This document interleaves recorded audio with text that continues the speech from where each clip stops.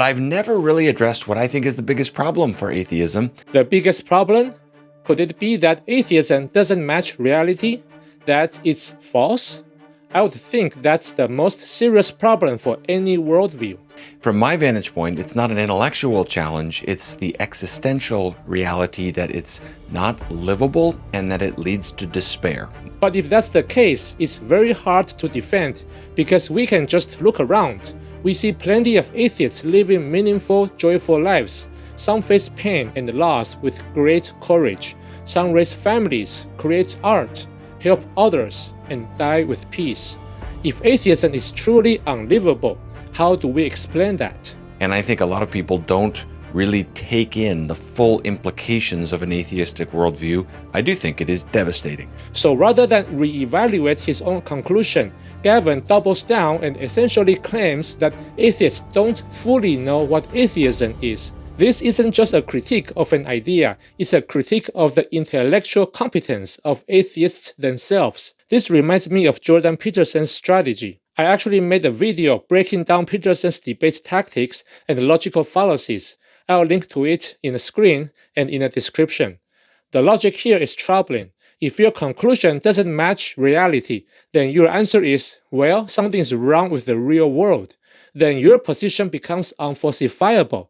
And here's the deeper problem. Gavin assumes that everyone must process reality the same way, that we all must feel despair without a divine plan. But that's simply false. People process things differently. Some find despair in God's absence. Others find liberation. If an atheist say they feel free, Gavin's response is, no, you're supposed to feel hopeless. That's not just unconvincing, it's arrogant. Hello my friends, this is Shem from Mindful Living. Welcome to the channel. I don't usually say this, but can I ask a quick favor? If this is your first time here, don't worry about it. But if you have been here a couple of times and find the content helpful, would you mind checking if you have subscribed? It really helps me keep creating videos like this. Thank you so much. And now back to Gavin. If there's no creator who assigned the world a meaning, where else would it come from? It's hard to see where you'd get a plan for the world without someone doing the planning, you know? But why should everyone care about whether the entire world has some grand meaning? Most of us are not sitting around wondering if the universe is fulfilling its cosmic purpose. We are more concerned with how to live our lives, raise our families, deal with setbacks, and find joy in small moments. The real question for most people isn't, does the universe have meaning? It's, does my life have meaning? And on that front, you don't need a divine creator. Human beings are conscious, reflective, and capable of making plans. We don't need someone else to hand us a blueprint in order to build something worthwhile. Yes, some people feel lost without external guidance. If you grow up being told that you cannot trust your own judgment unless it's validated by divine authority, then the absence of that authority might feel devastating. But not all atheists think that way. In fact, many take full responsibility for shaping their lives and find deep meaning in doing so. Puzzles are fun because they have a meaning. The pieces are meant to fit together. Someone built a puzzle by constructing a picture and then chopping it up into pieces, putting the pieces in a box, putting the picture on the cover of the box, and now you can, you're working on the puzzle and you can sort of gradually discover a coherent meaning piece by piece. Puzzles have a meaning because they have a creator like that. That's exactly the point of disagreement. Gavin is importing a theistic worldview into the analogy without realizing it. Of course, the puzzle has a meaning. It's because someone designed it. But atheists don't believe life is a perfect puzzle with a picture on a box. They don't think their existence comes with an instruction manual or a secret plan to discover. So this analogy doesn't work to explain why atheism should feel devastating. It only works if you already assume the conclusion that life should have been designed. Even in Christianity, the puzzle analogy can backfire. It implies there is one correct way to live, one right spouse, one perfect job, one divine plan, and if you make the wrong move, the whole puzzle falls apart. What if I were a Christian teenager who had premarital sex and got someone pregnant? Did I just ruin God's plan for my life? That's already a heavy burden to carry. But what if my child grows up and becomes an atheist? Now it's not just my puzzle that's broken. They have supposedly messed up their divine assignment too, maybe even in the most fundamental way, by rejecting the very God who designed it. That's not a comforting thought. It's one thing to fear that you have derailed your own life. It's another level of anguish to believe that your child has missed their divine purpose entirely and that you might be the reason. The guilt can be overwhelming. You start asking, did I fail to raise them right? Did I misrepresent God? Is it my fault they walked away from faith? And if you are a parent who believes in hell, then that pressure intensifies. It's as if God is saying, you better raise your child properly so they obey me for life. It would be a shame if they turned away and ended up condemned. Now I get it. Most Christians don't think in those exact terms.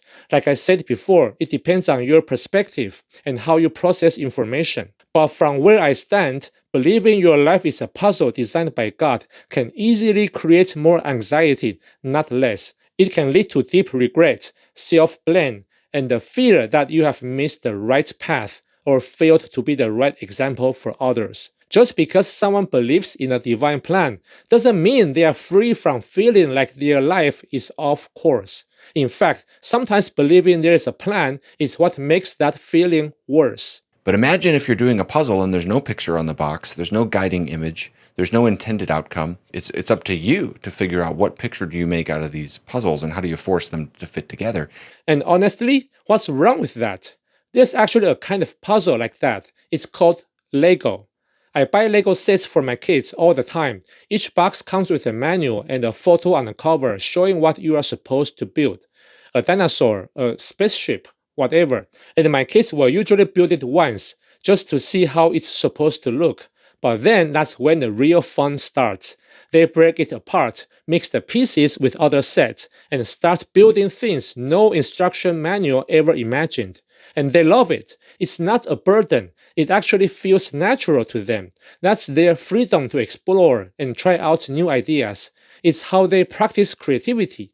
They are not lost or discouraged. They are lit up with excitement, proud to show me something they dreamed up and brought to life. Your relationships, your goals, your suffering, the deepest things, the most important things in your life, they don't have any kind of coherent unity. There's no overarching plan or design. It's just puzzle pieces that don't fit, and you've got to sort of invent your own meaning as you go.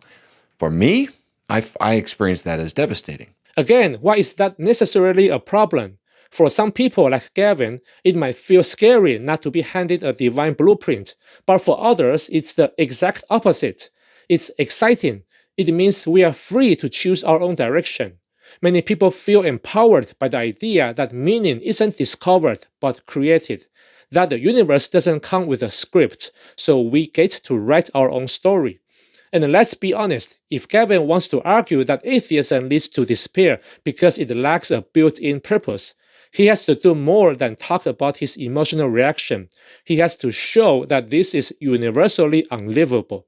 But clearly, that's not true. Millions of people are doing just fine, thriving even, without a cosmic instruction manual. So maybe the problem isn't atheism's lack of meaning. Maybe it's just that some people haven't exercised the kind of imagination it takes to build a life without one printed on the box. Gavin quotes a lot from existentialist philosophers like Sartre and Camus, people who have spent a great deal of time reflecting on the absurdity of life. They observe that we long for meaning, but the universe doesn't offer it up automatically, and that mismatch can feel unbearable. But we have to understand existentialism in the West grew out of a Christian framework. These thinkers were writing in a cultural context where people were used to believing in a cosmic plan, a God who assigns everything its place. So when that framework disappeared, it felt like the ground was pulled out from under them. But if you didn't grow up in a Christian culture or household, like I didn't, it's hard to see why this would be devastating. Think of it this way. Imagine you have always gotten Lego sets for Christmas, and each one came with an instruction booklet you were expected to follow. Then one year, you open a box with no manual at all. Someone says, build whatever you like. At first, that might feel disorienting. You are not used to that kind of freedom. But does that confusion mean life has no value? Or does it simply reflect a lack of practice in exercising your creativity and exploring your aspirations? There is no divine plan or human nature to conform to. Atheists reject the idea of a divine plan, fair enough, but no human nature? Sartre seems to imply that when he says existence precedes essence. But I think there's more nuance to that. Human nature is real, it's an observable fact. We have instincts, desires, social needs, and moral impulses. I don't think Sartre would deny any of that. What he would argue is this. Yes, we have biological impulses, but they don't define who we are. There's no essential pre-given moral or spiritual blueprint that dictates what we must become. We have the freedom to choose. And from my perspective, that's not a denial of human nature. It's a recognition that part of our nature is the ability to reflect, imagine, and grow beyond who we currently are. But I'm not here to debate Sartre. I'm responding to Gavin. Even if there were no divine plan and no fixed essence to conform to, why would that be a problem? Why should that lead to despair? Why does Gavin make it sound like we need an authority figure handing us absolute instructions in order to live meaningful lives? Sure, some people may find comfort in being spoon-fed, but that's not the only way to find purpose. Many people, myself included, find deeper meaning through autonomy, through the process of becoming, through embracing the freedom to shape our own lives, even if that journey doesn't come with a picture on a box. And honestly, I don't see how theism escapes the very pit it claims atheism falls into. According to Christianity, the meaning of life is determined by God. So when you obey God, your life becomes meaningful. But meaningful to whom? Not to you necessarily. It's meaningful to God because it fulfills His purpose. So the meaning of life in Christian theism isn't something you discover for yourself. It's something imposed from the outside. You don't get to decide. You submit, you obey, and that's it. Isn't that also a kind of despair? At least it feels like a resignation. You don't have a choice. The only right way to live is to align with the uncompromising will of a divine authority. From one perspective, that sounds like a dictatorship. Sure, some people might find peace in that. They might feel relieved that the pressure is off, that God's already figured everything out for them. But others wouldn't feel so at ease in that condition. For them, being spoon-fed meaning might feel restrictive, not reassuring. Still, people respond differently to the same situation. I'm not going to say that all Christians should feel despair. I understand how that framework can be comforting for some, but I would ask Christians to show the same respect in return. Don't say atheists should be in despair simply because they don't share your worldview. Don't claim we haven't fully thought through the implications of our non-belief. And I'm curious if it disturbs you as much as it disturbs me. Are you truly curious, Gavin? Or are you trying to sort people into predetermined emotional categories so you can say Christianity is superior? Because what if I say, no, it doesn't disturb me. In fact, it liberates me. Would you take that seriously? Or would you just say I haven't understood what atheism entails? The truth is, many former Christians feel freer after living their faith. For the first time, they can fully be themselves. They can exercise their own judgment and pursue their own dreams without fear of disappointing or offending a divine overseer. And for those of us who never grew up religious, the idea that meaning must come from outside ourselves just doesn't register. We are already used to looking inward, not upward. The idea that inventing meaning should feel devastating is simply foreign. You can deal with suffering if it means something. Young men, for example, it's amazing what you can go through, but you need a meaning, something to organize your life. I think the reason a lot of young men and young women as well struggle with depression is they don't have meaning. It's not that life is hard. It's that there's nothing transcendent to organize it. If that were true, we'd expect clergy to have some of the lowest rates of depression. After all, many enter ministry because they feel divinely called to serve. Their purpose, in their own view, comes directly from God. That should be the ultimate meaning, right?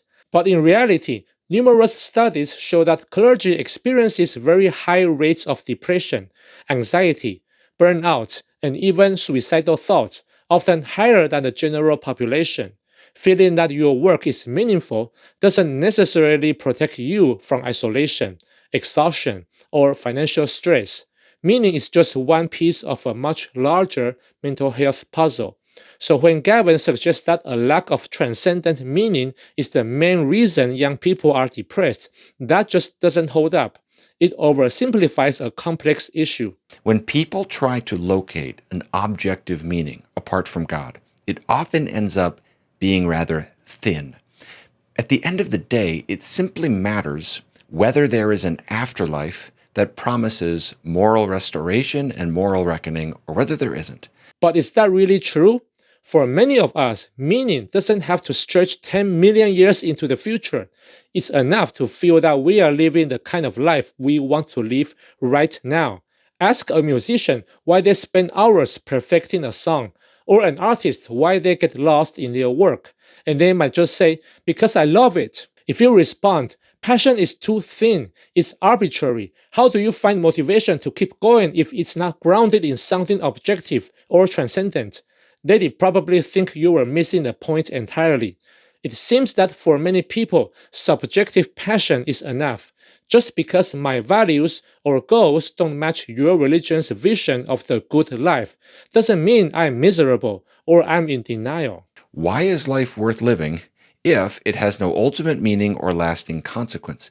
The Russian writer Leo Tolstoy described being haunted by this question, even to the point of suicide. Yes, some people do feel that way. The idea of death being the end can be terrifying for some, but it's not universal. For many of us, myself included, the shortness of life is exactly what makes it meaningful.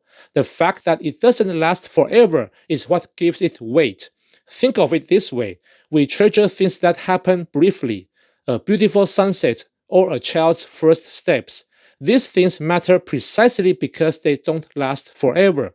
So I could just as easily flip Gavin's question around. Why would the present life be worth living if eternal bliss awaits after death? A lot of Christians say their life only has meaning because of God, but many of those same people will also say that this life isn't what really matters, it's the next one that counts. If that's the case, what's the incentive to fully engage with the one we are living now? Even Jesus says in Matthew chapter 6, 19-21, "Do not store up for yourselves treasures on earth, but store up for yourselves treasures in heaven. For where your treasure is, there your heart will be also." That's not a call to embrace this life. It's an invitation to look past it. And let's be honest, there are Christians who suffer so much that they long for death because they believe something better is waiting. I've been there. As a former pastor, I've counseled believers who said they would rather die and go to heaven than keep enduring the pain of this world. So when Gavin says life is only worth living if something eternal comes after it, he's not painting the whole picture. For some Christians, belief in eternity makes this life feel less important. For others, it becomes a waiting room. Either way, it's not clear that eternal meaning guarantees a deeper appreciation for the life we have now. At this point, I think I've said enough. If Gavin is truly curious about how atheists live with atheism, I hope this video has given him enough to understand our perspective. Just to clarify one last time, I made this video to explain why atheism isn't devastating and to show that many people can and do find meaning and purpose without belief in God. I'm not making the opposite claim. I'm not saying theism should be devastating. What I'm saying is, it depends on what you are looking for. When I wrestle with the question of whether God exists, I try to follow the evidence wherever it leads. For me, it's an intellectual pursuit, not a search for comfort. So even if Gavin is right when he says, Theism is such a happy view, that doesn't move me any more than saying Santa Claus brings joy every Christmas would make me believe he's real. If atheism is the more intellectually honest conclusion, I will accept it, even if it comes with existential discomfort. That's just how I approach truth. But I also know that not everyone thinks that way, and that's okay. That's why I don't tell Christians to abandon their faith just because I did. I'm not in a position to do that. You have to decide what kind of worldview best fits your life and your needs. If you genuinely need a higher authority to forgive your sins so you can live free of crushing guilt, then by all means, be a Christian. You may find healing in that. If you feel you need someone watching over you at all times to resist temptation and keep your actions in check, then by all means, believe in God. Let that structure help you live well. All I ask is this: don't turn around and act like that makes you morally superior. Don't use your beliefs as a platform to frame atheists as lost, unstable, or incapable of living a satisfying and meaningful life without divine oversight. At the end of the day, we are all trying to make sense of the world. Some find meaning through faith, others find it through reflection, relationships, creativity, or simply living honestly with what we know. If you are a Christian watching this, I hope this gave you a clearer picture of how many atheists see life, not as empty or hopeless, but as an open canvas full of possibility. And if you have left religion, or you are still working through big questions, I hope this gave you something to reflect on and a reminder that you are not alone. If this video resonated with you, feel free to drop a like and share with other people. And if you have not subscribed yet, you know what to do. Thank you for watching and have a good day.